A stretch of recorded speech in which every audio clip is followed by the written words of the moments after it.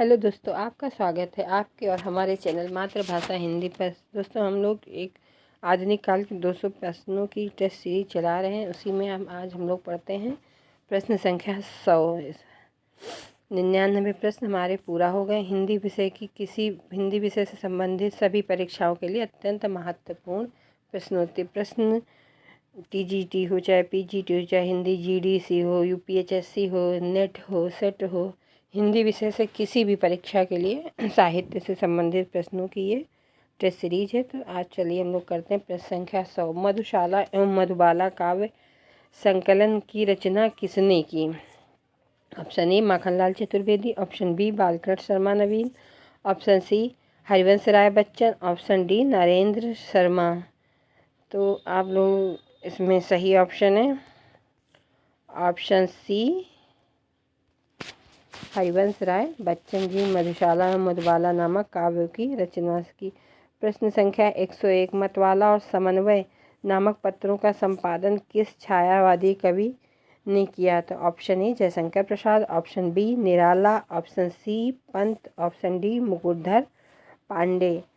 तो इसके लिए सही आंसर है ऑप्शन बी निराला जी ने समन्वय और मतवाला पत्रों का संपादन किया। प्रश्न संख्या 102। प्रसाद की प्रथम छायावादी कृति कौन सी है?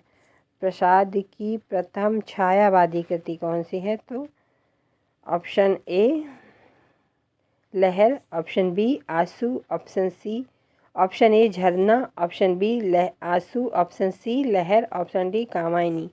तो इसका सही ऑप्शन है प्रसाद की प्रथम छायावादी कवि झरना को माना जाता है, जो सन 1918 में प्रकाशित हुई। इसे छायावाद की प्रथम प्रयोगशाला भी कहा जाता है। प्रश्न संख्या 103। इनमें से कौन सी रचना निराला की नहीं है? तो ऑप्शन ए परिमल भी निराला जी की है, गीतिका भी निराला जी की है, और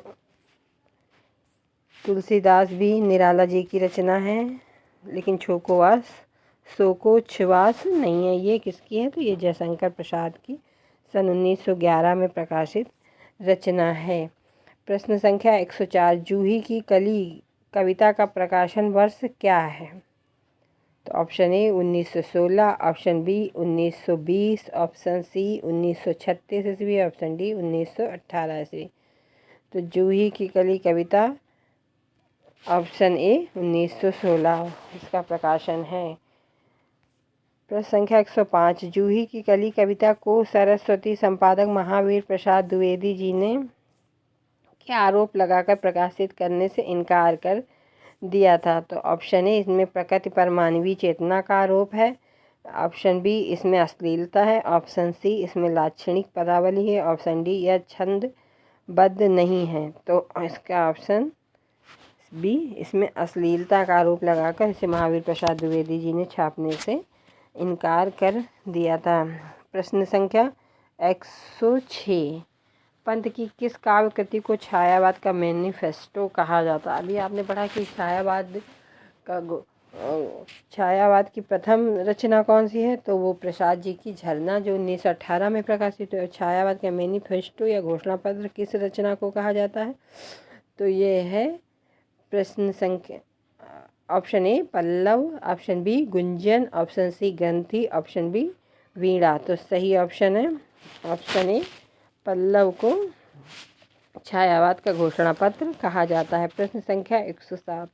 पंत जी की किस काव्य कृति में भाषा, अलंकार, छंद, शब्द चयन संबंध में एक लंबी भूमिका है? तो option A Gunjan, option B Granthi, option C Pallav, option D Veena. तो सही ऑप्शन है ऑप्शन सी पल्लव को ही छायावाद का घोषणा पत्र कहा जाता है, और पल्लव को ही जो भूमिका है उसमें भाषा, अलंकार, शब्द चयन आदि की विस्तृत भूमिका पंत जी ने रखी है। प्रश्न संख्या 108। परिवर्तन कविता का मूल स्वर क्या है? ऑप्शन ए क्षणवाद, ऑप्शन बी प्रकृति चित्रण, ऑप्शन सी जीवन की नश्वरता, ऑप्शन डी सब कुछ परिवर्तनशील है। तो इसका सही ऑप्शन ऑप्शन डी सब कुछ परिवर्तनशील है। प्रश्न संख्या 109। हिंदी का कौन सा छायावादी कवि अरविंद दर्शन से प्रभावित होकर काव्य रचना करने लगा? तो option A Prasad, option B Pant, option C Nirala, option D Roopnarayan Pandey. तो पंत जी को अरविंद दर्शन से प्रभावित थे, निराला अद्वैत दर्शन से प्रभावित थे और प्रसाद जी शैव दर्शन से प्रभावित थे। महादेवी वर्मा जी जो हैं छायावाद के स्तंभों में से, वो बौद्ध दर्शन से प्रभावित थे। तो पंत जी अरविंद दर्शन से, प्रसाद जी शैव दर्शन से और जी अद्वैत दर्शन से प्रभावित थे और महादेवी वर्मा बौद्ध धर्म दर्शन से प्रभावित थे। प्रश्न संख्या 110, स्वर्ण काव्य की रचना किस कवि ने की?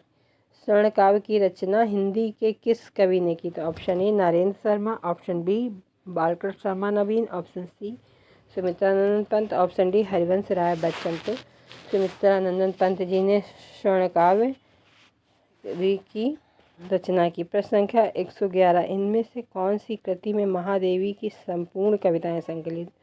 Option A Sandhya Geet, option B Neerja, option C Deepshikha, option D Yama. तो ये चारों ही रचनाएं महादेवी वर्मा जी की हैं, लेकिन यामा उनकी संपूर्ण कविताओं का संकलन।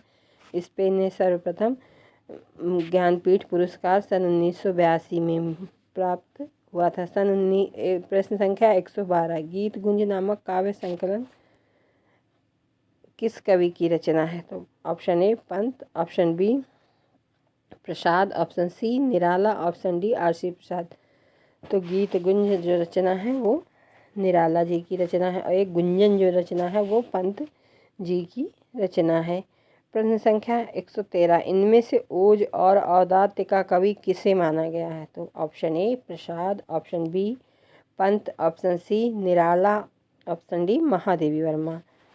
तो ऑप्शन सी निराला जी को ओज और औदात्य का कवि कहा जाता है। इनको अकुंठा अवयस्क का कवि भी कहा जाता है। पंत जी को प्रकृति का सुकुमार कवि कहा जाता है और प्रसाद जी को प्रेम और सौंदर्य का कवि कहा जाता है। महादेवी जी को हिंदी की महावीणा पाणी भी कहा जाता है। तो इसलिए सब लेखकों की अलग अलग उपाधियां भी आपको पता होनी चाहिए, उन पर भी प्रश्न बन जाते हैं। प्रश्न संख्या 114, इनमें से प्रसाद की कौन सी रचना गीत काव्य के अंतर्गत आती है? तो ऑप्शन ए आंसू, ऑप्शन बी लहर झरना, ऑप्शन सी लहर, ऑप्शन डी कामायनी। तो प्रसाद जी की चारों ही रचनाएं, कामायनी उनका महाकाव्य है, झरना उनकी छायावाद की प्रथम कृति है, तो लहर जो है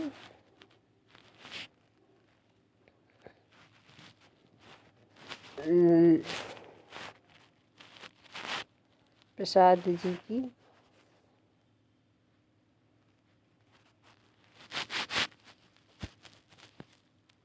लहर उनका गीत काव्य के अंतर्गत आते हैं। प्रश्न संख्या 115, आंसू का कौन सा संस्करण रहस्यवादी भावनाओं से युक्त कर दिया गया है? तो ऑप्शन ए प्रथम संस्करण, ऑप्शन बी द्वितीय संस्करण, ऑप्शन सी तृतीय संस्करण, ऑप्शन डी इनमें से कोई नहीं। तो इसका सही ऑप्शन है ऑप्शन बी, द्वितीय संस्करण को रहस्यवादी भावनाओं से युक्त कर दिया गया। प्रश्न संख्या 116, आचार्य रामचंद्र शुक्ल ने छायावाद का जनक किसे माना है? तो option A Lochan Prasad Pandey, option B Rupnarayan Pandey, option C Mukutdhar Pandey, option D Suryakant Tripathi Nirala. तो सही ऑप्शन है ऑप्शन सी मुकुटधर पांडे और सुमित्रानंदन पंत को प्रसाद जी ने छायावाद का जनक, शुक्ल जी ने छायावाद का जनक माना। प्रसाद जी ने नहीं, शुक्ल जी ने।